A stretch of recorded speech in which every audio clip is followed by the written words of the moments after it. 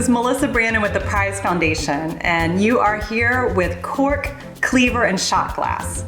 Today, I'm joined by Anthony Felan, owner of Fat Calf Brasserie, and we're here to talk a little bit about his background, his life in the restaurant world, and maybe even get a couple tips and tricks along the way. Hi, Anthony. How are you doing tonight, Chef? I'm doing good, Melissa. Thanks for inviting me to be on your show. I guess to start us off tonight, I would love you to tell us, I guess a couple of spoilers along the way, right? But please tell us what you do for a living and how did you choose this path? What I do for a living, as of 2 weeks ago, I was a chef of my own restaurant. And I've been doing that for about 16 years now. We started out as a prep cook, went to culinary school, started out from the ground up, dishwashing, prep cooking. Pretty much did everything you could possibly do in the kitchen, every station, every position, and I've worked my way up doing it the old-fashioned way, working hard. I believe that. So a little bit of schooling, a lot of on the job, it sounds like. Right. Has it been what you expected it would be? No, I don't know. It's been great. It's been hard. It's been, now with the whole COVID-19 thing, you never saw that one coming. But the restaurant business is pretty finicky as it is. You either got to love it a lot. It's a bittersweet relationship you have with it. But, I wouldn't change it for the world. I look back over the years where I started, where I'm at now, and I can't believe it's been 16 years and it's gone by that quickly. And I'm just blessed to still be here enjoying it. I could definitely say that restaurant industry is a fickle industry, but what I love is looking at your path. You've been really innovative and you've definitely kind of evolved as you've gone. So you said you've kind of had all this background, like did a little bit of everything from prep to line work to dishwashing, like kind of seen it all, transitioned to executive chef. And since that, you had a food truck. You started a supper club. You right. Opened your own restaurant. Walk me through that, I guess. My wife, Amanda will tell you I move at a very rapid rate, and I'm never living in the moment. I'm always looking to the future. I'm here today working, but I'm always thinking about next year, 5 years, 10 years from now, where we're going to be at. And everything is relative to where you want to get in the future. I never set up, all those years ago, to open my own restaurant. I really got into cooking because like most young kids, I was hanging out with the wrong people, and I had to get out of my environment, or I was going to end up like a lot of the people around me. And so I had a cousin who I grew up with here in Shreveport. And at the time we lived in Texas, and he had already moved out to San Francisco. He went to the Art Institute out there. And so I kind of stayed back and was living my own lifestyle. And he said, why don't you come out to San Francisco, get out of there, come hang out with me. You can stay with me to get on your feet. And so I did. I took a train, not knowing really what I was getting myself into. I packed everything I could in the bag, and I took the Amtrak all the way out to San Francisco. Got out there. It took me about 2 months, and I got funding to go to Le Cordon Bleu. And from there, it was a lot of work, a lot of hard work. I went to school from 7 in the morning till 12:30. Then I take the Muni, which is their subway in San Francisco. I go to my job, and I usually get to work about 1:32, and then I'd work till midnight and take the subway all the way back home, get back up and do it again. I did that for a good solid 2 years straight, 2.5 years straight till I graduated.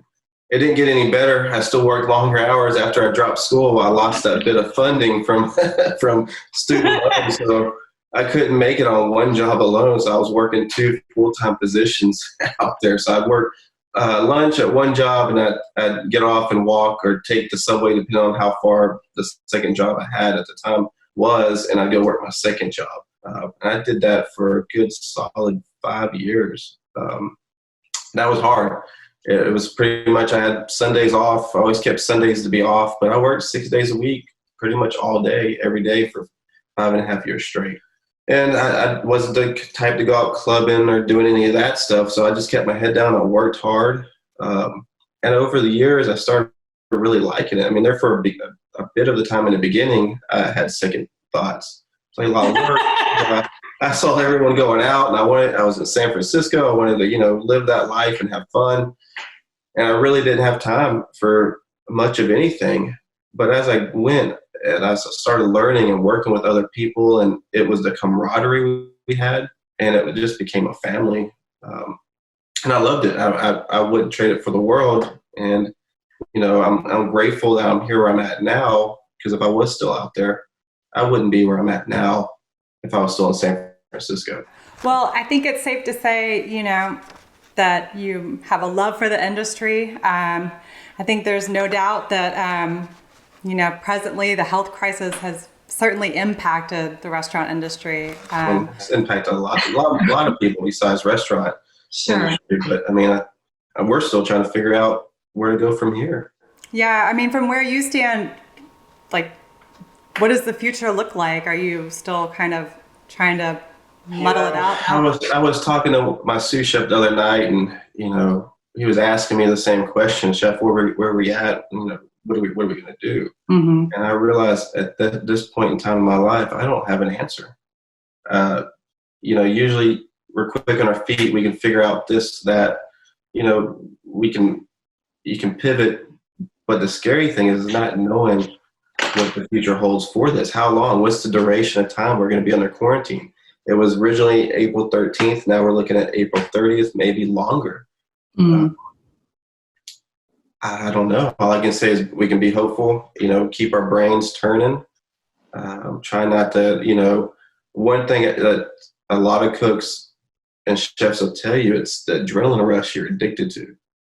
And when you take that adrenaline rush away, the day-to-day, being in the kitchen, being with the camaraderie, just the high pressure, the fast-pacedness of it that you love so much. Now you're sitting here trying to figure out how to be a normal person, I guess. how to sit down on the couch, how to be present with the family, how to be more involved and not so engulfed in the restaurant. Mm-hmm. Where we're going to go, I don't know. We thought about staying open. We could have done drive-through, and we were doing it. We were doing good. But we had to lay off most of our staff the first day we found out, which that was hard. Saturday night was a normal day of service. We were busy. You could tell it was kind of slowing down. Right. And, you knew it was happening. And we weren't naive enough to think that it wasn't going to happen. We just weren't that prepared for it. So Saturday was a normal day of business.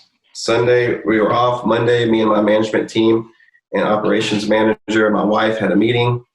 We had a game plan of what we were going to do to attack the situation, to move forward to the future. And then by 12 o'clock Monday afternoon, it was shut it down, only do takeout. So then we had to reevaluate the situation and scramble and do a whole nother game plan, which was, family dinners. And we're fortunate that we have done those in the past. So it was a pretty easy transition for us. Mm-hmm. But it did make sense to try to do the full menu, have all this extra overhead and labor and food costs because, takeout isn't sustainable if your business plan and your model isn't based around takeout. As a casual dining upper end restaurant, takeout's usually probably 7, 8, 10% of your sales, if that, which helps, but you can't survive off that. So we thought about it. We went through the first week, and it was either keep going or stop what we were doing, because one, we weren't really doing the public any justice by staying open. You just never know if our staff was carrying it, I was carrying it, if the food coming in from purveyors were getting handled properly. There's a lot of factors that were involved that made us decide to shut it down. And it was either shut it down and retain what revenue we had left in the bank and hold on to it in hopes that we could reopen so our staff would have somewhere to come back to, or do we just burn through that capital just to be open and not know what tomorrow's going to bring? And like going back to that was the scary part, is not knowing how long. If you had a due date of where you had to make it to. You knew you just had to make it to that point. But going into the unknown, uncharted territory, it was best for us just to let it go. Well, speaking of the unknown, I do know something that you do know very well, and that is roast chicken. In fact, I would say, maybe it's just me, I would say Fat Calf is actually known for your rotisserie, known for your roasted chicken. In fact, that was one of the meals that everyone was scrambling for that last week y'all were open. What is it about roast chicken? I mean, like, why do you think this is like the meal? I think chicken to me, especially roasted chicken, is very nostalgic, very comfort food. Mm-hmm. And it's accessible. Most people, they can enjoy a nice roasted chicken. You get roasted chicken pretty much, grocery stores, anywhere you go. I came to enjoy it because when I lived in San Francisco, I worked at a rotisserie restaurant, and I ate. It was inside the Ferry Building. And I think you lived out in San Francisco for a while, didn't you? Yeah. You ever remember there was a restaurant right across the slanted door in the Ferry Building called Mistral Rotisserie? Yep. A long time ago, Fabrice Marcone. Mm-hmm. And I worked there for a long time while it was my first real job outside of culinary school. Got it. And so chef was nice enough, knowing I was a culinary student and had no money, would send me home every night with whatever was left over from that day, and him and his wife would always pack me something up and send me home with it. And it was usually chicken because that was the cheapest thing on the menu, the lowest cost food item, and I never turned it down. So I ate chicken for a good year and a half straight, and I'd get the chicken and I would go down the way to Cowgirl Creamery, Acme Bread Company, and always get me a little piece of cheese and a baguette, and that was my meal for quite a bit. So I love roasted chicken. And when I originally was going to open up the boucherie, the original plan was not to do the original concept. We were going to do a mobile rotisserie truck. Okay. So this has been like a long time in the works. This has been in the making. As anything happens with business, and things don't always go the way you foresee it to go. And so you got to be very resilient and pivot from time to time. You might start with a plan and you got to toss that plan out because it's just not going to work. Mm-hmm. We wanted to do the chicken. The problem that was holding us back is I couldn't find the right truck. All the trucks that we wanted, originally I wanted the truck with the rotisseries on the outside of the truck. So you could pull up, open the door, see the chickens roasting. We were just going to do roasted vegetables, potato confit, a salad, bread, and cheese. Very simple, very basic menu. But I couldn't get the truck to do it. They were very expensive, and the ones I did find had to get shipped in from Germany or from Europe somewhere, and the freight and everything was just way too expensive. It didn't make sense. So we put that on the back burner for a little bit. And then we got a chance to open up the brasserie. That's when we decided to go ahead and invest in our first rotisserie. And so we got one that was in our budget, and we've had a great time with it. And chicken is a big thing that we do. We do a lot of rotisserie Mahaffey chicken. We do racks of pork chops from them. And it's just a beautiful way to set it and forget it, put it in there, and just the flavor of a roasted chicken of a rotisserie, anything of a rotisserie, the flavor is so much more complex than it is inside of an oven. Simply because the protein's constantly rotating, right? So your drippings are just kind of rolling around that piece of meat, and you don't lose anything. And the drippings you do lose, you collect those, and we cook the potatoes with them. And so I had roasted chicken 2 nights ago. But the trick, Yes, please, because we don't have rotisseries in our home. I mean, I don't. I don't know many people who do. Maybe there's 1 or 2 out there. But tell us how at home we can achieve like that roast chicken perfection. Like, what are your hot tips? Well, if I was going to do it at home, the thing you want to do is get you you don't want a chicken too big. You want something like a nice 3 pound wog, small fryer chicken. You don't want nothing too big. And what I would do if I was at home, I don't do this at the restaurant because it takes too much time. But if I was at home, I would brine the chicken first. Now, when you say brine, are you like doing a wet brine where you're like submerging the chicken? Are you like dry brine? No, Tell us a little bit about a brine. I do a wet brine, and I'll do it for about 24 hours at home. You don't have to, but if you're doing it in the oven, it helps keep it juicier because you don't have it rotating, right? So on your brine, like, we're talking like salt, sugar. We have any special Usually I do spices, about or is it just half like a gallon. I usually do about a half a gallon of water to maybe I have about a half a cup of vinegar. I'll do a little sugar, a little salt, a lot of herbs.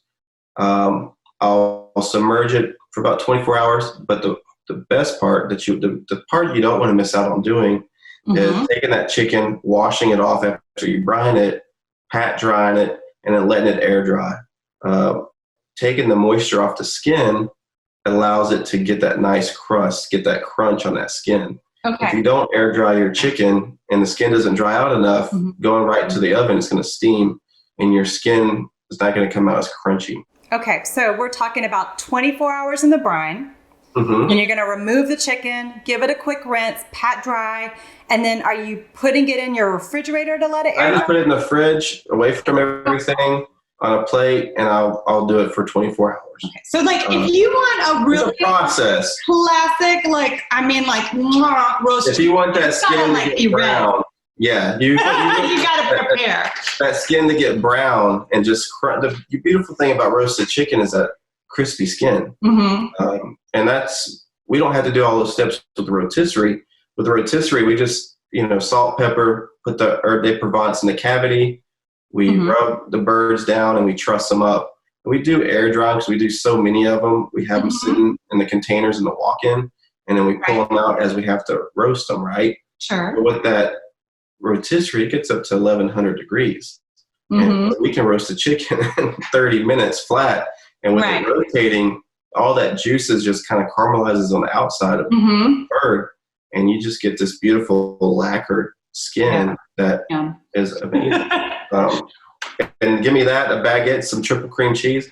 I'm a happy camper. I mean, serve up that Mount Tam, right? Yeah, right? That's the one I always got was the Mount Tam. I know, so good. So we've got the brine. We've air dried our chicken. So what temperature are people roasting at? And I heard you say you trust your chicken when you are doing rotisserie. Is that something people should worry about at home? Yes, no? I mean, it's better to do it so it's not all going all different directions in your oven. You don't have to do a traditional truss. You can just tie the legs up and then tuck the wings in. It's a little quicker, a little less technical to do it that way.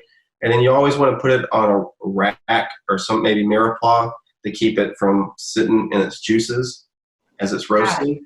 That way the underneath doesn't get soggy.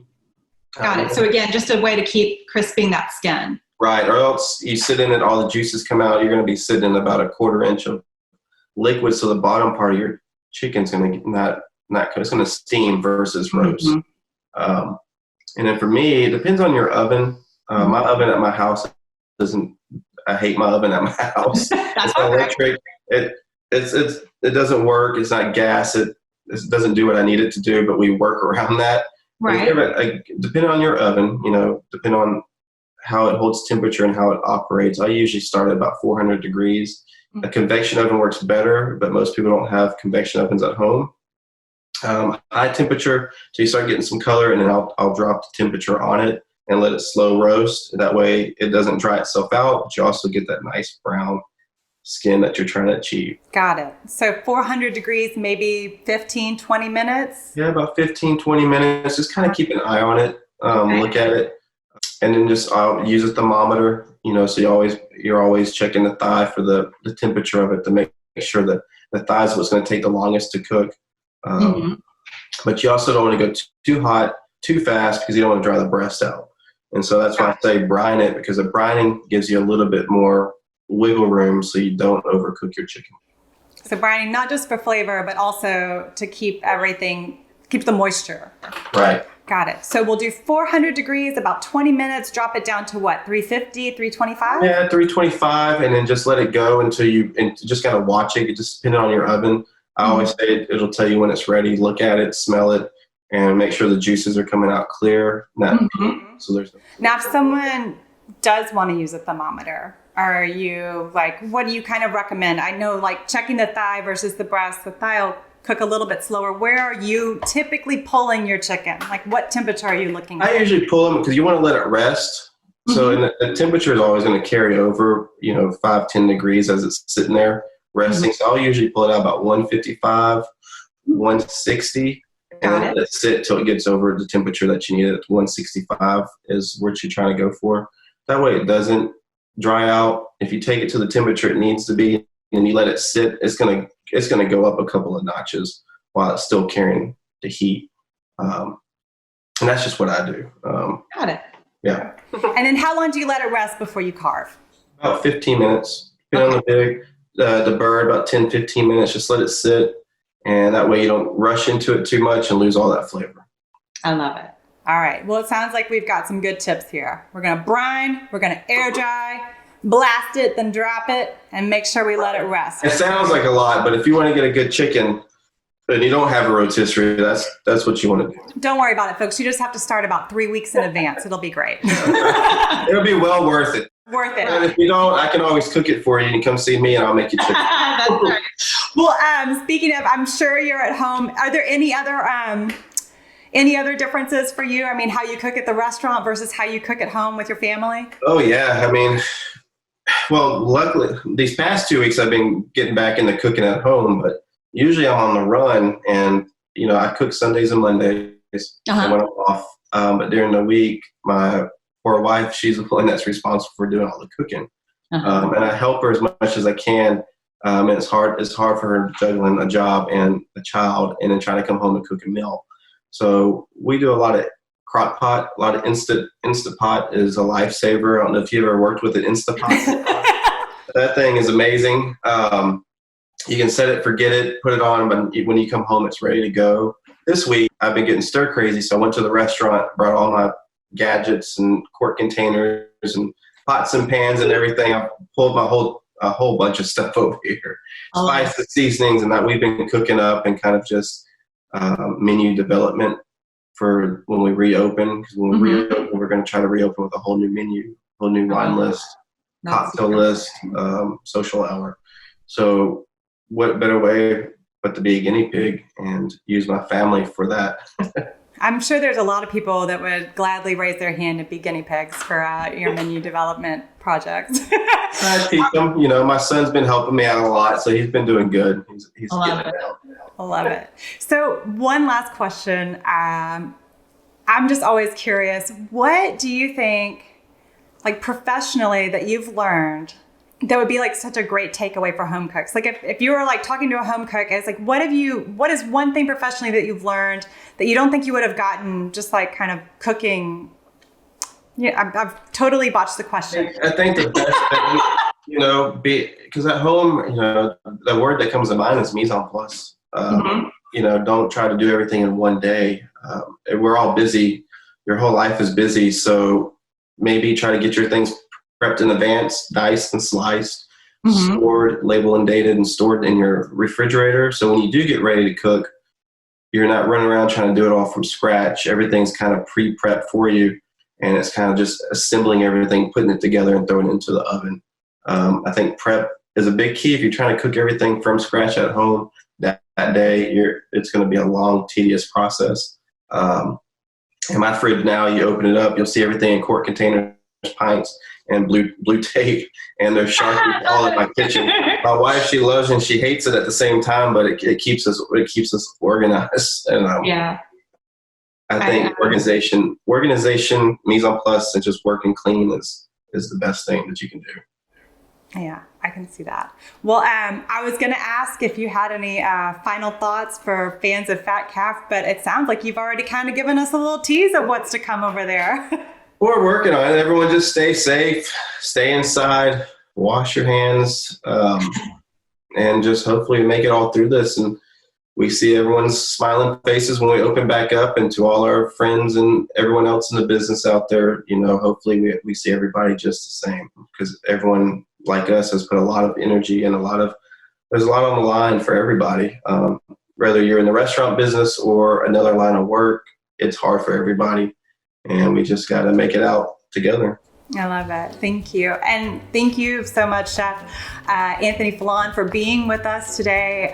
It's always awesome to talk with you. And I feel like I'm going to roast my best chicken ever. Not, I'll make you one as soon as we get open. I mean, I'm ready. I want the rotisserie. I'll bring some out cans With all the drippings. Thanks again, everyone, for joining us. We will see you next time. As always, new content every day at noon, every weekday at noon, that is. And make sure to like, to share, to subscribe to PrizeCast. We look forward to seeing you all soon. And viva la PrizeCast. Viva la Prize. Awesome. See you Peace, soon. guys. Thanks again. Thank you.